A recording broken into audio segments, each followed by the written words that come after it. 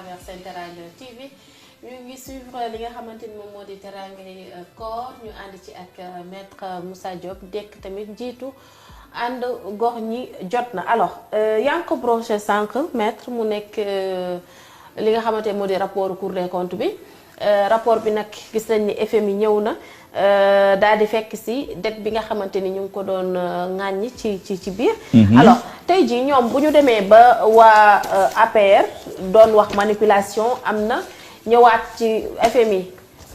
daal di leeralaat ci mbir mi. ñu naan manipulation encore loolu lan nga ci mën a wax. li ma gëm daal mooy manipulation baaxul. manipulation baaxul voilà manipulation baaxul. ci ñi nga xam ne c'est-à-dire ay jéem a nax ñi la quoi d'une certaine manière lay manipuler les gens j'espère que sénégalais yi dans la plus grande majorité même su fekkee bëggoon nañu rupture il faut que la manipulation cesse en politique nit day nekk quelqu'un de prévisible lu muy wax mu leer c'est ça la sécurité juridique aussi et politique rapport génn na le 12 février 2025 rapport boobu Cour des comptes moo génne balaa rapport bi dafa am benn conférence de presse bu premier ministre def au mois de septembre 2024 ne dëkk bi en ruine dëkk bi tas na ñi fi nekkoon ay grands bandits lañu y compris le défunt Moustapha Ba voilà Mamadou Moustapha Ba qu'on prend pour des érudits alors que ce sont des voyous entre guillemets yàlla na ko yàlla xare aljana ñu def benn genre audit ñoom ñi fi toog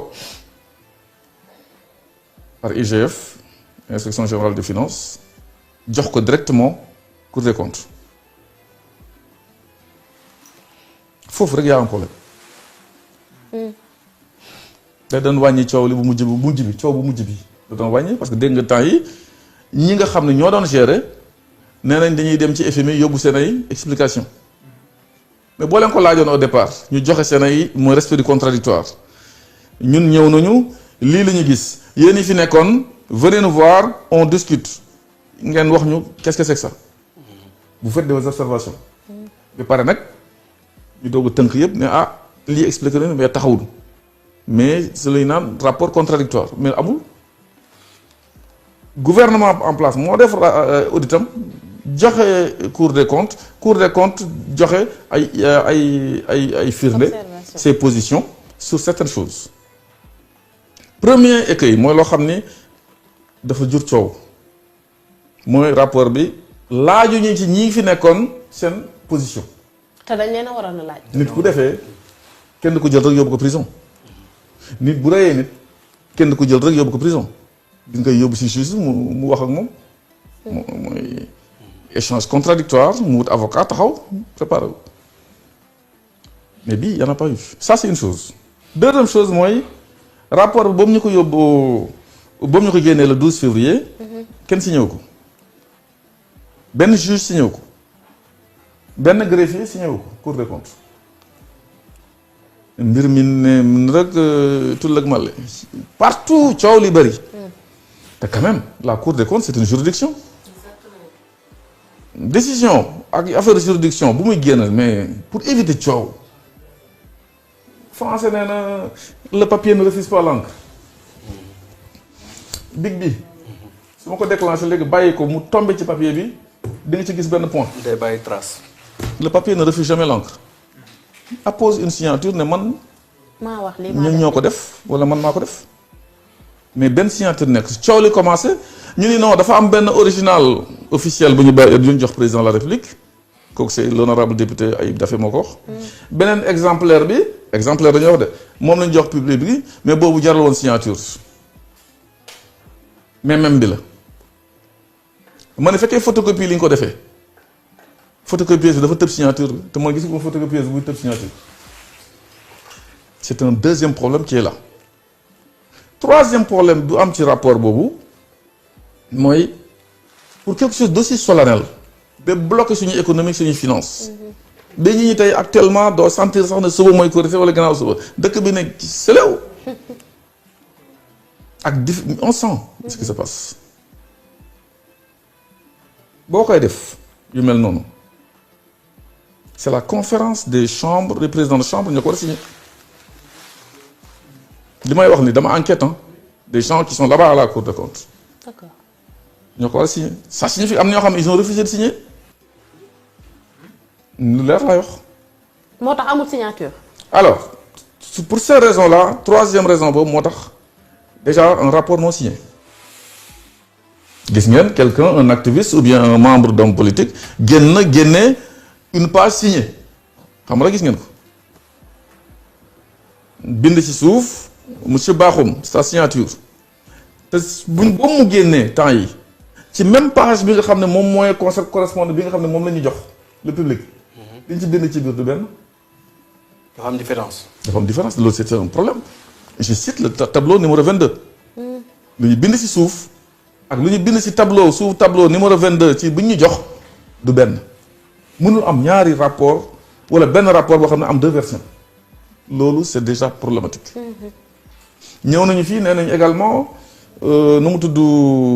jaay nañu patrimoine bâti jox ko CGPA mais CGPA état bi moo ko moom à 100% du 99. ñu woo PCA wu CGPA mu toog à TFM à jàkkaarloo mon confrère Abdoulaye Tine ñu ne ko jaay am na mu pare mu ne ma non dërëm bi génnul gaal gi quoi donc jaay amul dañ ko jox pour une question de gestion parce que loi dafa permettre état bi mën a transférer même à titre onéreux à benn agence am pour mu mën a wuti ay emprunt man su fekkee ne man mii Moussa Diop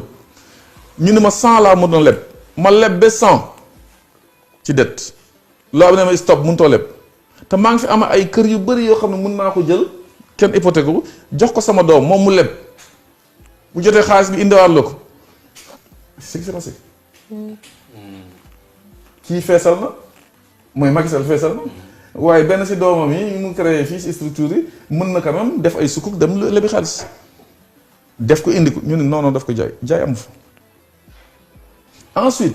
bu ñu nee xaalis bi ñu fi bàyyi mooy les disponibilités financières ñi fi jógee nee nañ 278 milliards lañ fi bàyyi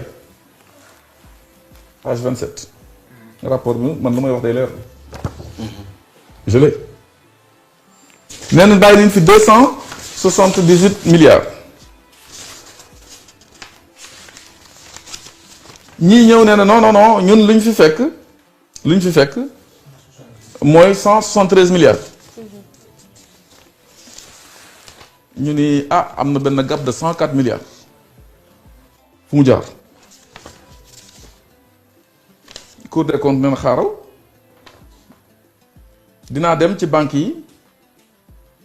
xool ndax lii gouvernement bi wax 173 milliards dong la wala ñi fi jógee 278 milliards mooy vrai chiffre bi ba mu ñu demee ci banques yi dañuy ne wër nañu fu nekk. C'est le tableau numéro 23. Les disponibilités du Trésor au 31 décembre 2023 sont arrêtées à 263 milliards et tel que retracé. Donc, fi ñu leen naan 173 milliards Cour des comptes dafa dem vérifier ndax li ñuy wax dëgg la neen c'est faux xam nga loolu day tey xel. mooy lii gouvernement bi wax Cour des comptes neen dem nañu seet banques yi yëpp que loolu amul. kooku benn problème la aussi ñu ñëwati encore sur autre chose mooy bu ñuy def disponibilité ak xaalis bi am Sénégal war nañu xool également li nga xam ne mooy les dépôts à terme mais également li ñuy naan les 15 milliards yu ñu fekk chez le payeur général xam nga loolu wax nañu ko fi. ñun le payeur général daal daf diñ fekk mu ubbi compte boppam def ko ci turu boppam coow li ne cour quoi tu vois si xaalis ñëpp xaalis boobu mi ngi ci biir keesu état bi depuis li ñu wax depuis le 2 janvier 2024 ce montant est transféré le même jour dans le compte numéro tel ouvert au nom de l'état du Sénégal donc ñëw di naan way nit moo jël xaalis def ko ci compte moo ko yore te ñu ñoo ko découvrir c'est faux xaalis bi mi ngi ci compte état depuis le 2 janvier 2024 donc avant septembre bi ñuy naan conférence de presse du gouvernement xaalis ba dañ ko ci waroon yokk Cour des comptes nee na ça n'a pas été le cas ñu ñëwti encore mu ne mais su ngeen di wax xaalis Sénégal les disponibilités war ngeen ci boole les dépôts à terme c'est la page 27. Par ailleurs, la situation de disponibilité du trésor présentée dans le rapport du gouvernement n'inclut pas les dépôts à terme. Pourquoi? Pour des comptes non. ñu ñëw nag FMI ñëw nag Jumayel ñëw na.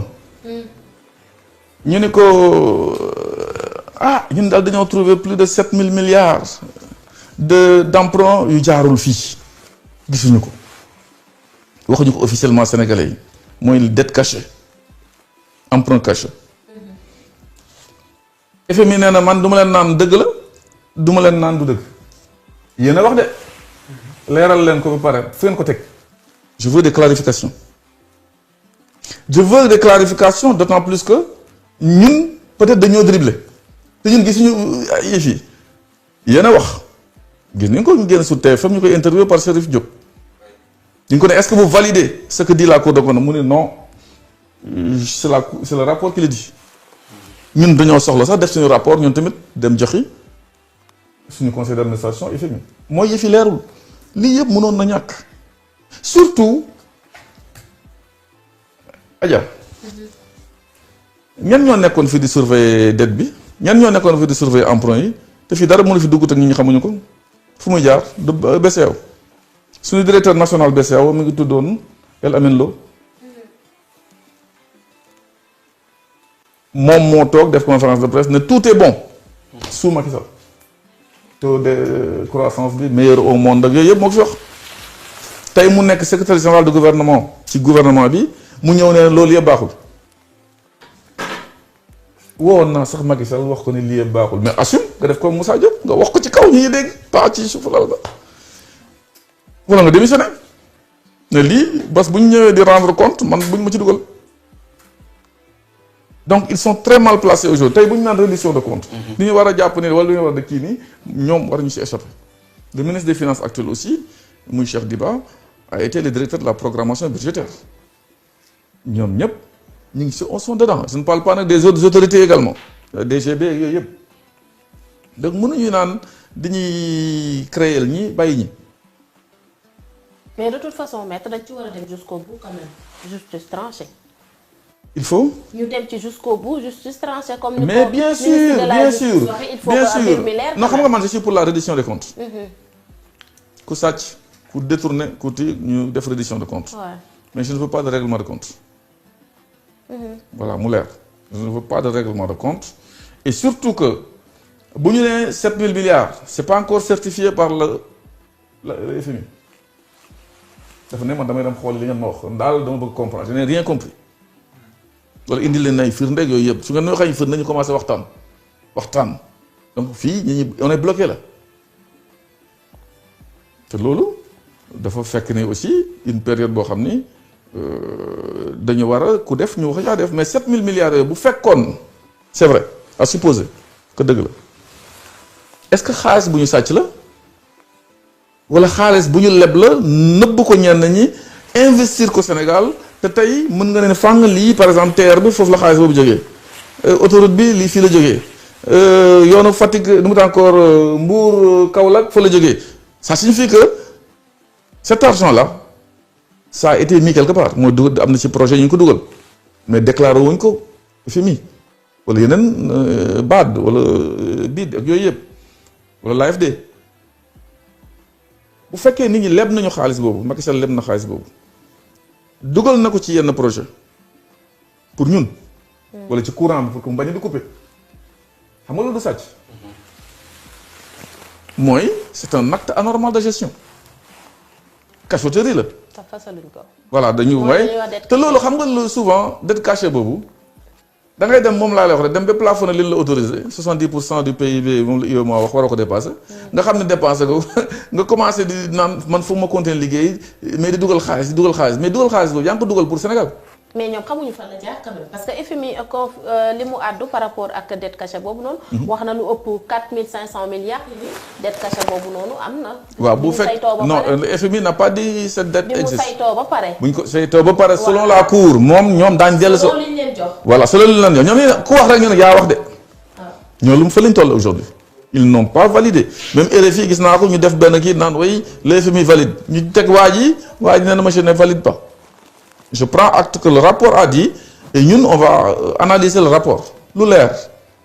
kenn du ko interpréter lu leerul di nga koy seetaat FMI neen dama koy seetaat c'est ça fa lañ toll aujourd'hui voilà. mais li jaaxal ñu bari mooy bu fekkee dañ ne dañoo falsifier chiffres yi naka lañ mën a dribbler FMI. non bu fekkee falsification am na moom. waaw ñi ko def dañu war répondre devant la justice loolu moo amu ci mais c'est possible quand même. ah man je ne suis pas financier je ne suis pas comptable. Ça c'est important. Moi je suis fiscaliste xam nga fiscaliste moom di nga am ay notion comptabilité boo ñëwee di def enquête wala redressement fiscal ci entreprise foog nga xam tuuti bu la nee je débite ou je crédite ak je provisionne nga war a xam wala j'amortis. nga xam ne linéaire la wala dégressif la yooyu yëpp da nga koy xam. waaw ça c'est notion nous les avons mais il revient ñi nga xam ne ñoo yore finance publique bi ñu leeral ko et j'ai vu même l'ordre des experts comptables du Sénégal jóg na ne na bu ñu soxlee seen service ñu ñëw bokk ci leeral bi. d'accord mais dans tous les cas bu amoon falsification moom il y a de l'intention de faire quelque chose waaw donc loolu je pense que les gens doivent répondre. mais juridiquement su fekkee falsification am na. est-ce que mën nañu xool président Macky Sall ci bët ne ko lii haute trahison la. haute trahison la. waaw. ah ça c'est haute trahison dafa nekk loo xam ni contenant la kenn defu ci contenu. waaw. il faut ñu déterminer lan mooy haute trahison d'abord définition de la haute trahison pour boo ne jàkk gaynde nga ni mais ay haute trahison dafa bëri mën na nekk des problèmes de sécurité nga jaay Sénégal nga nekk en entente avec l'ennemi tu as trahi le Sénégal avec des pays ennemis des choses comme ça. Détournement il n'est pas établi qu'il y a détournement ñoom la ñuy wax mooy yaa yu da nga leb ba mu ëpp nëbb ko nit ñi. affaire leb bi man je l'ai toujours dit que on a dépassé les 70%. loolu moom man xamoon naa ko. c'est caché c'est pas caché tey ñu ni c'était caché je pense que niñ ko leeral mais les contradictions yi nekk ci rapport moo tax ñu bëri ne attention FMI tamit nee na ah j'ai vu aussi Cour des comptes tamit ne ah yéen bu ngeen mënal wax disponibilité Sénégal ses avoirs te boole woon si les dépôts à terme c'est écrit noir sur blanc li may wax nii donc yooyu yëpp boo ko gisee face à des financiers yuy leb Sénégal day indi problème mais lu foofu man sama débat dépasse na foofu xam nga la lay wax xaalis bëggul coow xaalis bëggul coow j'aurais été à la place de Diomaye j'aurais réglé ce problème-là d'une autre manière. Comment? IGE bu defee rapport am ci audit da nga koy xam ne nekk ci biir Sénégal daf ci tampon secret li ñu fi nekk de ku ko jël dee prison nga jël rapport IGE yaa ngi fii am na ñu ko yor génne ko nga xam c'est écrit. Toute personne, qui l'utilise, qui détient ce rapport tombe sur le coup de la affaire de sécurité et sûreté de l'État, y compris l'histoire de Petro-Tim. J'ai le rapport, mais mon parce que c'est du secret. Okay. Donc pour toutes ces raisons, je considère que man si ma yoroon loolu dinaa ko régler en tout secret parce que affaire d'État la wax ak FMI partenaire financier yëpp. toog sous le secret sous le sceau du secret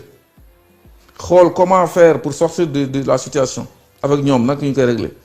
bu ko journalistes yi di yëg c'est parce que yéen ñun ñooy jóg wax leen ko ne leen nii la demee reste na lii mais c'est on est en train de le régler c'est dépassé na mais toog fii yaa def yaa lii ça fait 1 an le pays est bloqué mais yaa ma def yaa maa la wax je pense que le Sénégal aujourd'hui doit se mettre au travail surtout que ñi jël nguur gi considère que xam mën nañu lépp amoon nañu ay solutions ci benn livre ku lire livre bi rek le président de l'Assemblée nationale moo ko wax booy lire livre bi rek ngay ximmaliku gis solution yi c'est le moment de sortir les solutions parce que kuy dawal oto ce n'est pas que mën a dugal enclencher première def marche arrière tourner droite tourner gauche déedéet un bon conducteur c'est quelqu'un boo xam ne bu oto bi amee affaire bu graaw nga mën ko maîtriser mais man solution yi xam fu mu jaar yow nga wax ma. d'accord en tout cas soxla nañu solution comme ni ko kii di waxee. soxla nañu ko sama xarit Abdou Bara Dolly nee na ma liifar bi c'est ça alors bu ñu. ak 4000 cadres yi fu ñu nekk pour génne solution yi. c'est ça wax ju bëri ak populisme baaxul. d'accord waaw. mais bu ñu des